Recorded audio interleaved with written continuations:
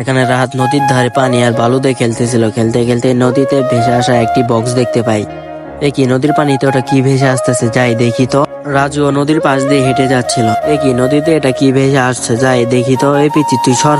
কি এই ভাইটা আমাকে ধাক্কা দিয়ে ফেলে চলে গেল। এবার গিয়ে দেখি এটার ভিতর কি আছে।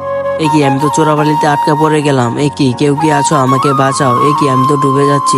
আমি আর উঠতে পারছি না, কেউ বাঁচাও। তার আগে তোমরা যদি ছবি দুটোকে ভালোবেসে থাকো তাহলে ভিডিওতে লাইক এবং চ্যানেলটি সাবস্ক্রাইব করে দাও। আর যদি লাইক সাবস্ক্রাইব না করো তাহলে ভেবে নিব ছবিটিকে একদমই ভালোবাসো না। কি এই ভাইটা তো চোরাবালিতে আটকা পড়ে। তাড়াতাড়ি যাই, কিছু একটা নিয়ে আসি। এই তো বাঁশ আর রশি পেয়ে গেলাম। যাই তাড়াতাড়ি যাই, ভাইটাকে বাঁচাতে হবে।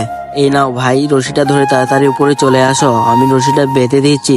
এবার মনে হয় বেঁচে যাবো। এই তো আরেকটু উঠে পড়েছি। যাক বাবা, এবার মতো বেঁচে গেলাম। ছোট ভাই, তুমি আমার জীবনটা বাঁচিয়েলে।